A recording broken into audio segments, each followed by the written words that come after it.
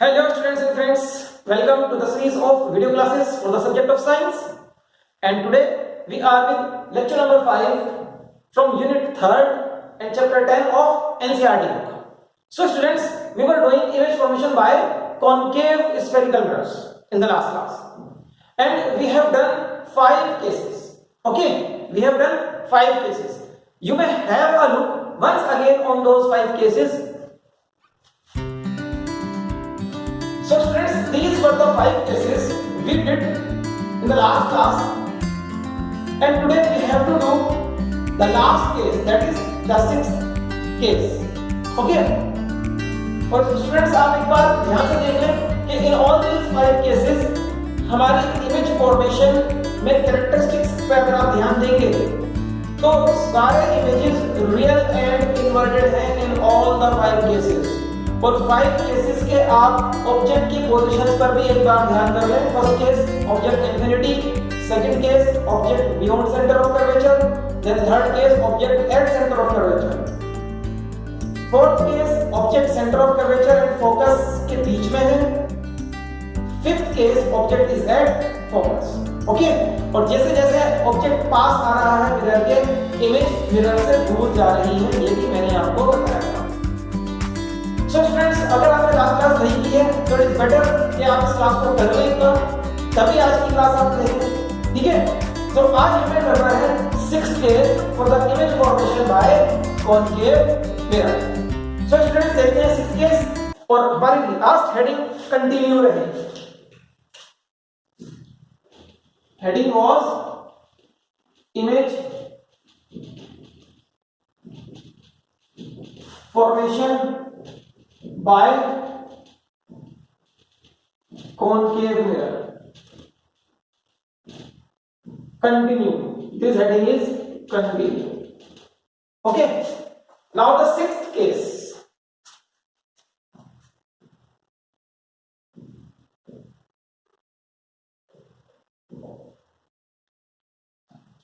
Object और थोड़ा पास आएगा मिरर के और ऑब्जेक्ट हो जाता है object between pole and focus, object between principal focus and pole of the concave mirror. Okay, तो डायग्राम बनाते हैं इसके लिए. Students, do you remember how to draw the diagram? सबसे पहले क्या करना है, इनको प्रिंसिपल एक्सिस बनाना है.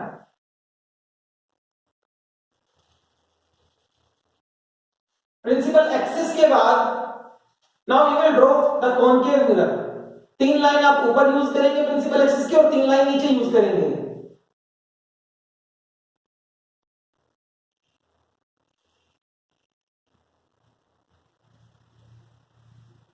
This is the polished surface. ये पोल हो गया. मैंने आपको एक आइडिया दिया था कि पोल और सेंटर ऑफ कर्वेचर के बीच में क्या गैप रखना है, 6 सेंटीमीटर का गैप रखेंगे, 5 और 6. ठीक है, तो पोल एंड फोकस कितना हो जाएगा, 3. पोल एंड फोकस 3 और then 3 plus 3 6. Pole to centre of curvature it will be 6. बेटा pole should be exactly the mid point of P and C, ये याद रखिएगा और इसको आप स्केल से चेक करना है. ठीक है, अदरवाइज डायग्राम्स में जो गड़बड़ होती है ना, वो इसलिए भी होती है कि आपका फोकस एग्जैक्टली मिड पॉइंट नहीं होता पीसी का. ठीक, so now we will place object. कहां रखना है, फोकस एंड पोल के बीच में रखना है ऑब्जेक्ट को. here is my object between focus and pole. Object हमारा होता है a b at the head, a at the tail of the object.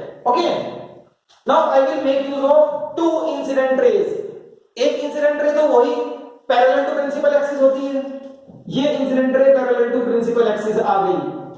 And according to the rule, reflection के बाद it will move through the focus of the mirror. Mirror का focus ये रहा, यहां से जाएगी. Use scale and join point of incidence with the focus. ठीक है,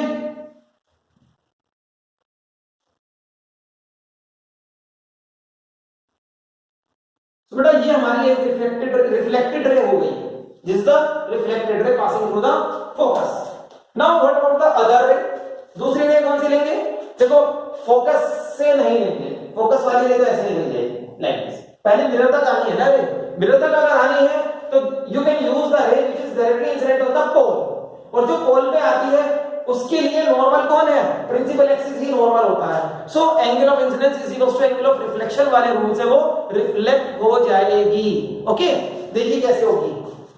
ये रे है incident on the pole,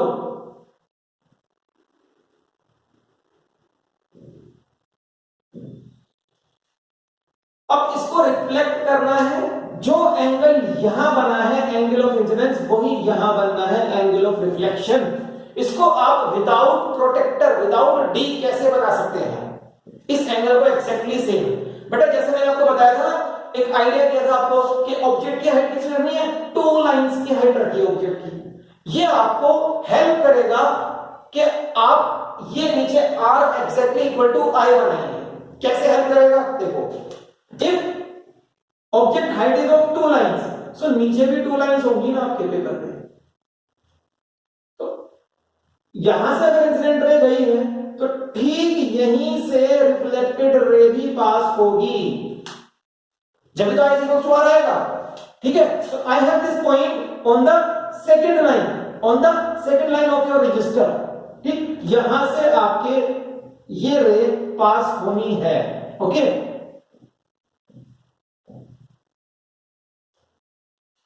and now what will you observe is that कि these two reflected rays are diverging। देखो ये जितना भी आप आगे बनाओगे ना इनके बीच का गैप ज्यादा होता जाता है, गैप इज इंक्रीजिंग। ओके, यहां कम है और यहां ज्यादा हो गया है। ठीक, so if these rays are diverging, ये फैलती जा रही है, they will never intersect here, ये कभी इधर नहीं इंटरसेक्ट करेंगी, और जब तक ये इंटरसेक्ट नहीं करेंगी ये इमेज नहीं बनाएंगी। यही हुआ था लास्ट 5 केसेस में कि जहां पर भी रिफ्लेक्टेड रेज इंटरसेक्ट करती है वहां इमेज बनती है, बट ये तो इंटरसेक्ट ही नहीं कर रही है। जो रेज रियल में इंटरसेक्ट नहीं करती वो मिरर के पीछे वर्चुअली इंटरसेक्ट करती है। Virtual means false. ठीक है, वर्चुअल मींस फॉल्स। कैसे इंटरसेक्ट करेंगी? आप इनको स्केल यूज करते हुए, put your scale like this, पीछे प्रोड्यूस करेंगे, put your scale like this, पीछे प्रोड्यूस करेंगे। ठीक है, दोनों रेज को बैकवर्ड प्रोड्यूस करना है बिहाइंड द मिरर, और जब भी आप behind the mirror backward produce करते हो रेज को, use dotted lines. Dotted lines से आप शो करेंगे बैकवर्ड प्रोड्यूस्ड रेज। सो इसको मैंने बैकवर्ड प्रोड्यूस कराना है और इसको भी, और जब तक कराएंगे जब तक ये दोनों इंटरसेक्ट ना हो जाए।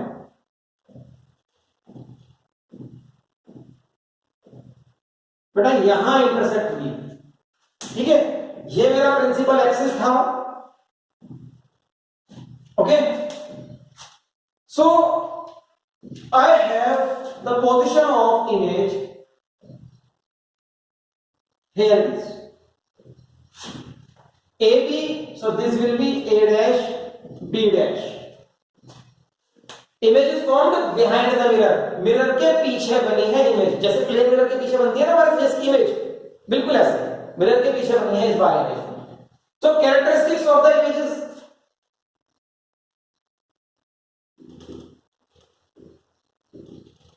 Characteristics of the image are, number 1 क्या लिखेंगे बेटा? पोजीशन। सेकंड नंबर पे क्या लिखते हैं हम लोग? Nature. And the last one is about size of the image. So ये तीनों चीजें आपको कैरेक्टरिस्टिक्स या नेचर ऑफ द इमेज में लिखनी होंगी। कैरेक्टरिस्टिक्स में पोजीशन फर्स्ट पॉइंट कहां बनी है? Behind the mirror. So students, it is the only case of the concave mirror जहां पर इमेज बिहाइंड द मिरर बनती है। बेटा अब से पहले 5 केसेस जो आपने किए थे लास्ट लेक्चर में, सारे कहां थे?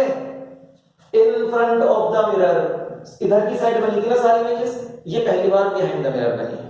ठीक है, नेचर, क्या ये इमेज रियल इमेज है? No, it has been formed by producing the rays backward. ये रेज रियल में नहीं काट रही, ये वर्चुअली काट रही हैं। अगर रेज वर्चुअली इंटरसेक्ट करेंगी तो वर्चुअल इमेज बनता है। बिहाइंड द मिरर हमेशा चीजें फॉल्स होती हैं, झूठी होती हैं, वर्चुअल होती हैं। So it is a virtual image and erect image. देखो सीधी है, ऑब्जेक्ट का हेड ऊपर, इमेज का भी हेड ऊपर बना है इस बार। ठीक है, सो काफी सारी चीजें चेंज हो गई हैं इस बार। जो ट्रेंड पहले 5 केसेस का था वो बहुत ज्यादा चेंज हो चुका है। ठीक है, so nature is virtual and erect. पहले नेचर था 5 केसेस में रियल एंड इन्वर्टेड। रियल के साथ इन्वर्टेड वर्ड मैंने आपको कहा था कि ऐसे याद कर लो जैसे कि इसके साथ फ्री जुड़ा हो वर्ड। ऐसे ही वर्चुअल एंड इरेक्ट, वर्चुअल के साथ हमेशा इरेक्ट आता रहेगा आपके सिलेबस में। ठीक है, आपके 10th क्लास के सिलेबस में जितने भी केसेस हैं वर्चुअल के साथ इरेक्ट ही होगा और रियल के साथ इन्वर्टेड ही होगा। Remember this. साइज देखो ऑब्जेक्ट से बड़ी करनी है ना, this is greater than the size of the object, तो enlarge, enlarged or you can say magnified, okay. So this is the 6th case, this is the 6th case of the concave mirror and it is really very important case क्योंकि ये बाकी सबसे थोड़ा अलग है, it is different from the other 5 cases। ठीक है, यही एक ऐसा केस है concave mirror का जो वर्चुअल इरेक्ट इमेज देता है। ठीक है, और ऐसी कैसी वर्चुअल इरेक्ट इमेज जो कि मैग्नीफाइड होती है, बड़ी होती है ऑब्जेक्ट से, ऐसी इमेज देता है ये वर्चुअल इरेक्ट इमेज। ठीक है, so students formation of image by concave mirror के बाद now our next heading will be formation of image by convex mirrors. But before that आप इसको कॉपी करें और फिर हम अपनी नेक्स्ट हेडिंग पर चलते हैं। Now the next heading formation of image bye convex mirrors, formation of image by convex mirrors। so I will change the heading। ये तो concave mirror का केस है,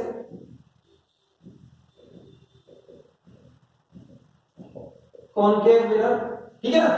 now formation of image by convex mirrors।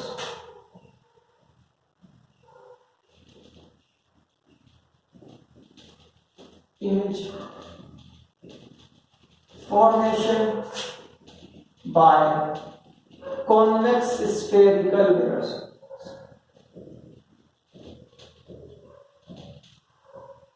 so students जिस तरह से concave mirrors के 6 cases थे, convex mirrors के सिर्फ 2 ही केसेस हैं, ओनली 2 केसेस। यस, क्या है वो 2 केसेस, देखते हैं जल्दी इसको भी। सो इसकी हेडिंग के साथ ही लिख लो 2 cases only, okay. Now the first case,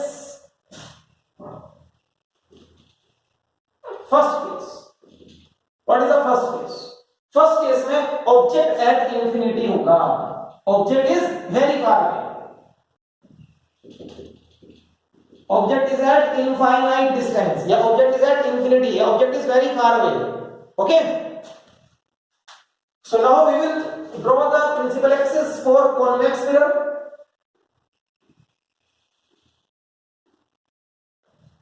convex mirror बनाएंगे, 3 लाइंस अपवर्ड, 3 लाइंस डाउनवर्ड। मैं आपको बार बार याद दिला रहा हूं बच्चों,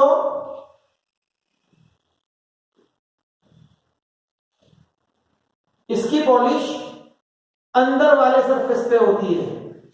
जिस हॉलो स्फीयर से ये बना था उसके अंदर वाले सरफेस पे आपको इसकी पॉलिश करनी होगी। ठीक है, bulging outward surface is the reflecting surface for convex mirror।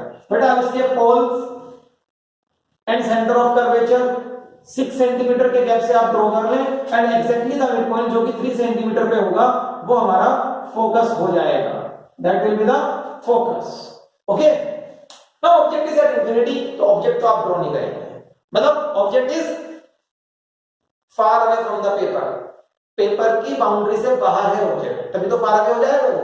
ठीक है, लेकिन वी नो कि फार अवे ऑब्जेक्ट से हमारी जो रेज आती हैं वो रेज पैरेलल होती हैं। So students we will draw parallel raise.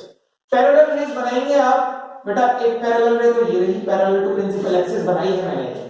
ठीक है, पैरेलल रे कॉन्वेक्स मिरर के रूल्स के अकॉर्डिंग पैरेलल रे after reflection seems to be diverging from the focus of the mirror, यही रूल था ना। सो आफ्टर रिफ्लेक्शन आप यहां से अपने स्केल को ज्वाइन कराएंगे और यहां तक तो डॉटेड लाइन लेंगे, ठीक है, क्योंकि रिफ्लेक्शन तो यहीं से हो जाना है ना। तो इस लाइन के पाथ पर रिफ्लेक्शन हो जाएगा, लेकिन जब आप इसको देखेंगे तो it will seems to be diverging from the focus, ऐसा लगेगा जैसे फोकस से आ रही है। ओके, एक और रे, दो रेस तो लेनी होंगी ना कम से कम, ये लीस्ट रिक्वायरमेंट है कि दो रेस चाहिए आपको किसी भी ऑब्जेक्ट की इमेज बनाने के लिए। सो एक और रे ले लेते हैं, इट इज आल्सो ये दोनों पैरेलल रेस हैं, they are coming from a distant object, far away object, और दोनों ही पैरेलल टू प्रिंसिपल एक्सिस हैं, तो दोनों ही कैसे पास आउट होंगी यहां से रिफ्लेक्शन के बाद, जैसे कि ये डाइवर्ज हो रही हो फोकस से, तो इस वाले पाथ के अलोंग ये यहां से रिफ्लेक्ट ऐसे आएगी और ऐसे रिफ्लेक्ट करके चले जाएगी। ठीक है, जब आप इन दोनों रेस को देख रहे होंगे तो ऐसा लगेगा कि दोनों फोकस से ही रिफ्लेक्ट हुई, दोनों फोकस से ही डाइवर्ज हुई। ओके, सो इधर तो ये कभी इमेज नहीं बनाएंगी ना, इधर तो ये डाइवर्ज कर रही है, दे विल नेवर इंटरसेक्ट। जो इधर इंटरसेक्ट नहीं करती उन्हें पीछे बढ़ा दो, पीछे इंटरसेक्ट कर जाएंगी, मिरर के पीछे, behind the mirror. Okay, so students ये तो ऑलरेडी पीछे ड्रॉ कर दी गई है अकॉर्डिंग टू आवर रूल। तो पीछे इंटरसेक्ट कहां कर रही है, फोकस पर। इट मींस जो इमेज है वो कहां बनी, this image is formed at focus, और फोकस पे जो इमेज बनती है वो हाईली डिमिनिश्ड होती है, always remember this. Okay, highly word is always used when a condition is involving focus. ठीक है, सो हाईली डिमिनिश्ड इमेज, बहुत छोटी इमेज बनेगी, पॉइंट साइज इमेज कह सकते हैं आप इसको, as compared to the size of the object. So characteristics of the image,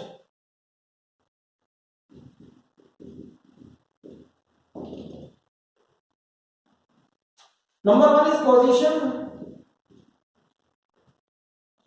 number 2 is nature, and third is size. Position is at focus, behind the mirror, एक आपने देख लिया। nature is पीछे कैसे बनती है, रियल या वर्चुअल, बेटा रेस ने वर्चुअली इंटरसेक्ट किया है ना, तो it is a virtual image. और वर्चुअल के साथ मैंने अभी आपको बताया था, वर्चुअल के साथ इरेक्ट तो होगा ही होगा, virtual erect, virtual and erect. Okay, size very small in size, highly diminished, highly diminished, बेटा ऑब्जेक्ट के सामने ये पॉइंट साइज जैसा ही रह जाता है। ठीक है, हाईली डिमिनिश्ड। सो ये हुआ हमारा first case. Now the second case, second case भी देख लेते हैं। Second case is object is at a finite distance, finite distance कह दो, या in between infinity and Paul of the mirror, ये भी आप कह सकते हैं। In between infinity and pole of the convex mirror, ये भी हम लोग बोल सकते हैं इसकी हेडिंग से। ठीक है, ये हमारे ऑब्जेक्ट की पोजीशन है। अब आपको फिर से एक कॉन्वेक्स मिरर ड्रॉ करना है।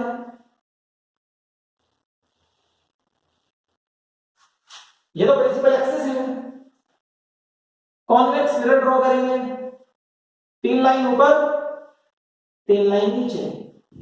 ओके, ये पॉलिश्ड सरफेस है, this is the pole, 6 centimetre के डिस्टेंस पर we can have a centre of curvature, और इन दोनों का mid point, exact mid point use scale is the focus. Okay,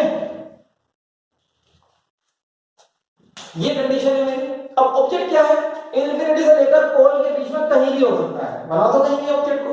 मैं बना देता हूं अपना object at this position. 2 lines की हाइट यूज करेंगे आप ऑब्जेक्ट को ड्रॉ करने के लिए। ओके, 2 लाइंस की हाइट यूज करेंगे। A B is the object. Now I will use 2 incident rays to draw the image. पहली इंसिडेंट रे जो कि पैरेलल टू प्रिंसिपल एक्सिस होती है, parallel to principal axis, convex rule के according after reflection seems to be diverging from the focus. Reflection के बाद ऐसा लगता है कि जैसे फोकस से आ रही होगी। इस पॉइंट को इस पॉइंट के साथ स्केल से ज्वाइन कराओ और इस लाइन के अकॉर्डिंग रिफ्लेक्टेड रे आपको मिल गई। ये आई इंसिडेंट रे और यहां से बाउंस करके वापस, ठीक है, seems to be diverging from the focus. Next ray कौन सी ले सकते हैं आप? नेक्स्ट रे आप इसके अंदर लेंगे, इंपॉर्टेंट है, ध्यान से सुन लो, ठीक है। नेक्स्ट रे आप इसमें लेंगे अ रे which is directed towards centre of curvature. कौन सी रे लेंगे? अ रे which is moving towards the centre of curvature. और इस रे का रूल है कि जो रेज सेंटर ऑफ कर्वेचर के डायरेक्शन में जाती हैं वो कॉन्वेक्स मिरर से टकराने के बाद अपने ही रास्ते से वापस आ जाती हैं। रीजन मैंने आपको पहले ही बताया था इसका लास्ट लेक्चर्स में, ठीक है। क्या रीजन था? बिकॉज ये रेज अलोंग द नॉर्मल आती है, ठीक है ना। तो सेंटर ऑफ कर्वेचर के डायरेक्शन में जाने वाली रे यहां से ऐसे जाएगी लाइक दिस। सो बेटा better to use scale, scale use करे बगैर नहीं होने वाली ये सब चीजें, ठीक है ना। तो स्केल जब आप यहां से ऐसे स्केल यूज करेंगे so you will have the रे।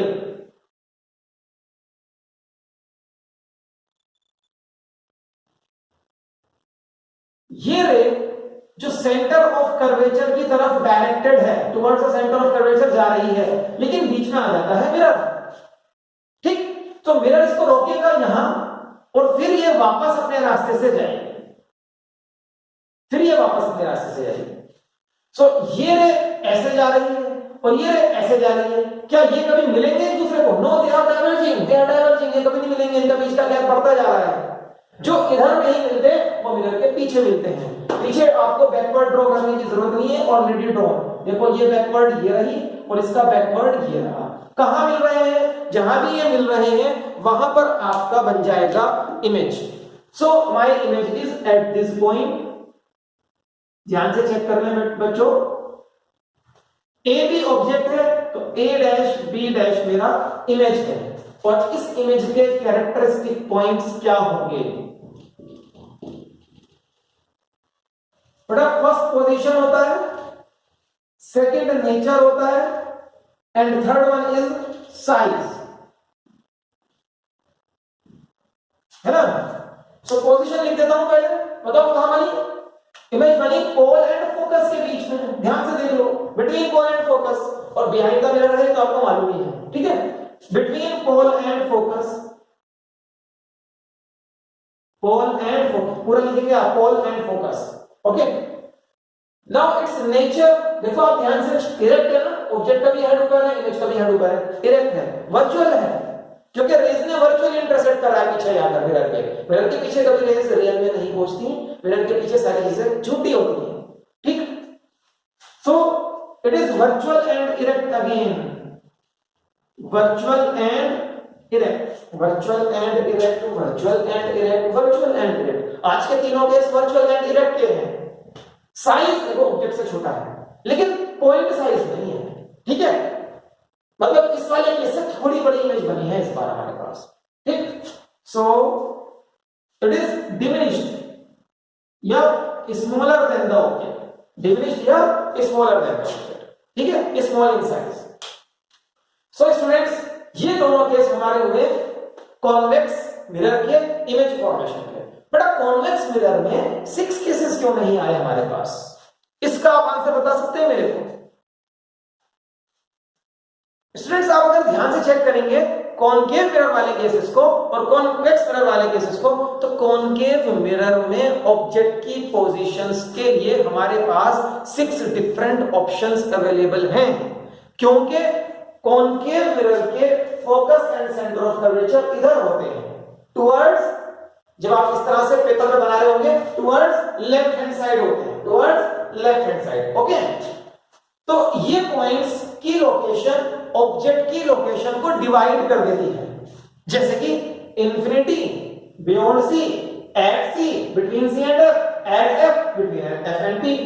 लेकिन यहां क्या हो रहा है, यहां पर ये points P, F and C towards right side मतलब बिहाइंड द मिरर आ गए हैं। अब आप ऑब्जेक्ट को या तो बहुत दूर रखोगे या फिर कहीं भी बिटवीन इंफिनिटी एंड पोल रख सकते हो। सिर्फ दो ही अवेलेबल ऑप्शंस हैं आपके पास पोजीशन ऑफ द ऑब्जेक्ट के लिए, इसलिए दो ही केसेस हैं यहां पर हमारे पास, ठीक है। सो स्टूडेंट्स जल्दी से आप इनको ड्रॉ करें, फिर थोड़ी सी और इंपॉर्टेंट बातें करनी है इन डायग्राम्स के ऊपर।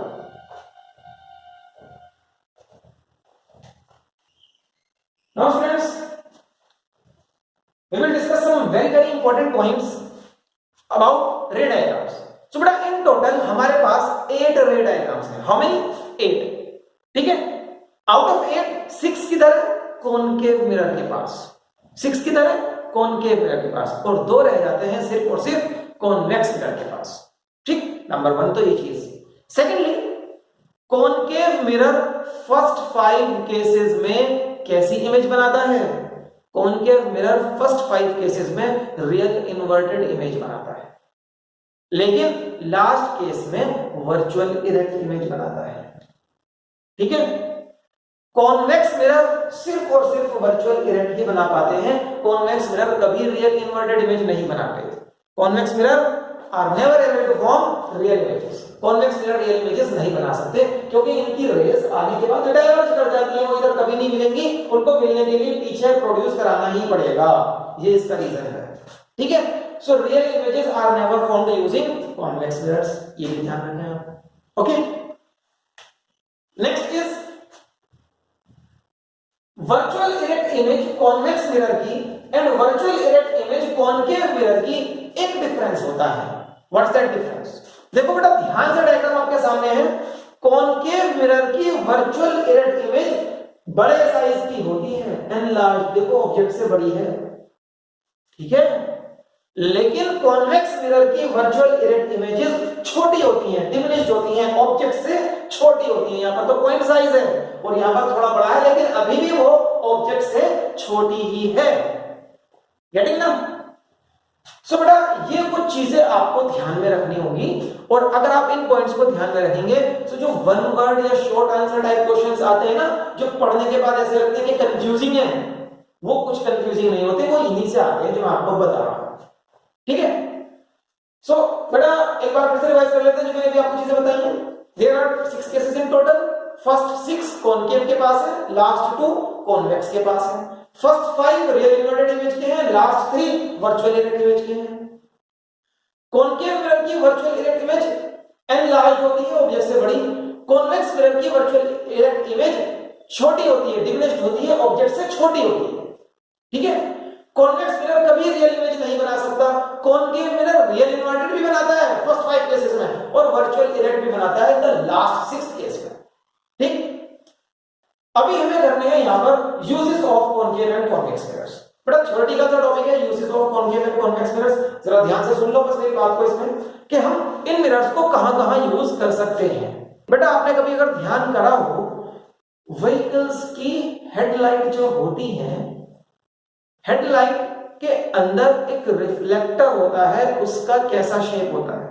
अच्छा, अगर व्हीकल्स को नहीं ध्यान से देखा कभी, तो टॉर्च के अंदर भी बल्ब के पीछे एक रिफ्लेक्टर होता है, उसका कैसा शेप होता है? यस, उसका शेप कॉनकेव शेप होता है। That reflector is of concave shape. आप अगर देखेंगे ध्यान से, I will draw it here for the uses.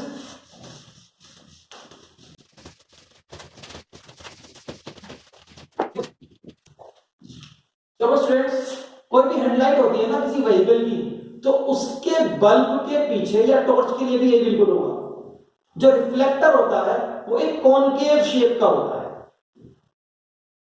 इससे क्या होगा बेटा? एग्जैक्टली ये बल्ब इसके फोकस पर होता है, और जब ये बल्ब ग्लो करेगा तो इसकी जो लाइट होगी वो फोकस से जाएगी मिरर के पास, और फोकस से आने वाली लाइटें, क्या रूल है, फोकस से आने वाली लाइटें हो जाती है पैरेलल टू प्रिंसिपल एक्सिस, वो हो जाती है पैरेलल लाइक दिस। ये रह जाएगी, ये भी पैरेलल, ये रह जाएगी, ये भी पैरेलल, ये वाली रे भी पैरेलल, ये वाली रे भी parallel.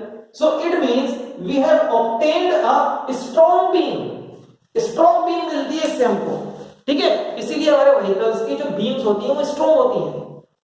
So concave mirrors are used as reflectors in headlights of all the vehicles, in torches, okay. Concave mirror is also used as a shaving mirror. Concave mirror को shaving mirror की तरह भी use कर सकते हैं। क्या फायदा होता है बेटा? कॉनकेव मिरर लास्ट केस में 6th केस में कैसी इमेज बनाता है? अभी मैंने यहां से रख किया जिसको वर्चुअल इरेक्ट एंड एनलार्ज्ड। और क्या चाहिए? जब कोई ह्यूमन बीइंग शेविंग करेगा तो वो उस कॉनकेव मिरर को अपने फेस के पास रखेगा। पास रखने से क्या होगा? फेस कहां जाएगा? Face is the object. Face कहां जाएगा? फेस आ जाएगा उसके पोलर फोकस के बीच में। सिक्स्थ केस में आ गए ना हम लोग। अब फेस की इमेज कहां बनेगी? Behind the mirror. कैसी बनेगी? वर्चुअल ग्रिड और एनलार्ज। तो फेस की एक एनलार्ज इमेज बनती है, जिससे क्या फायदा होता है? जिससे ये हमको फायदा होता है कि जो टाइनी हेयर्स होते हैं हमारे फेस पर, उनकी एनलार्ज इमेज बनती है और वो क्लियरली विजिबल होते हैं और एज सच एक स्मूथ शेविंग कर सकते हैं। ठीक, तो it is used as a shaving mirror. It is also used by dentist. Dentist क्यों यूज करते हैं? डेंटिस्ट हमारे टीथ में कैविटीज देखने के लिए हमारे टीथ की एनलार्ज इमेज देखना चाहते हैं, तो they will use concave mirror. Concave mirror enlarge image दे सकता है ना, so they use concave mirrors. Okay, तो ये बेटा कॉनकेव मिरर के कुछ यूजेस हैं।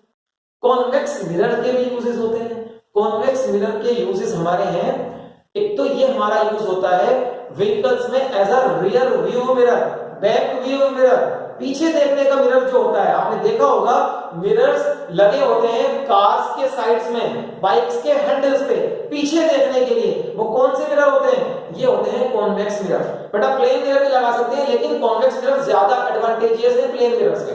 क्यों?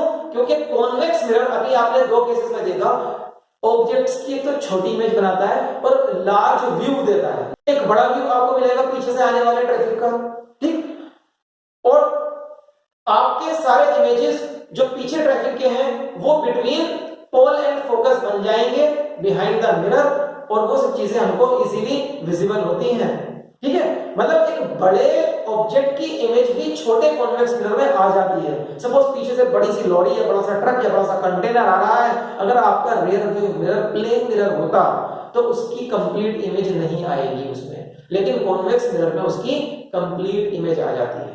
ठीक है, so convex mirrors are used as rear view mirrors in our vehicles. Okay, तो बेटा ये यूजेस है। यूजेस और भी हो सकते हैं। कॉन्वेक्स मिरर लाइट रेज को डाइवर्ज करने के काम आता है। अगर आपको लाइट डाइवर्ज करनी है, सपोज मेरे पास एक लैंप है या स्ट्रीट लाइट है, स्ट्रीट पोल है, यहां पर एक लाइट लगी हुई है, ये बल्ब है, ठीक है।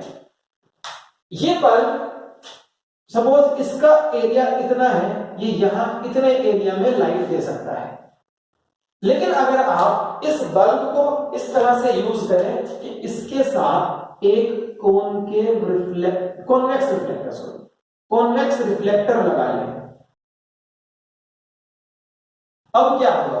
अब जो होगा वो मैं आपको दूसरे कलर से शो करता हूं। जो रेज यहां जाएंगी वो ऐसे डाइवर्ट हो जाएंगी, जो रेज यहां जाएंगी वो ऐसे डाइवर्ट हो जाएंगी। पहले एरिया इतना था, अब एरिया बढ़ गया है। ठीक है, सो कॉन्वेक्स रिफ्लेक्टर्स या convex mirrors are also used as diverging mirrors, जिससे कि लाइट ज्यादा एरिया में हो जाए। ठीक है, सो फ्रेंड्स ये हमारे हुए uses of concave and convex mirrors. And with this हम आज के लेक्चर को ये रोकते हैं। आज के और कल के लेक्चर में जो आपने चीजें की हैं तो बहुत इंपॉर्टेंट है। रे डायग्राम्स हमने सीखे हैं, image formation by concave mirror and image formation by convex mirror. So students in रे डायग्राम्स को आप बार-बार प्रैक्टिस करें, ये मेरी आपके लिए एडवाइस है, बहुत इंपॉर्टेंट डायग्राम्स होते हैं। ठीक है, आज के लेक्चर में if you are having any doubt और any problem then please comment below, I will try to reply as soon as possible, और you may give a message on my WhatsApp number. I will try to reply as soon as possible, students. Okay? So, hope to see you in my next class. Till then, bye bye.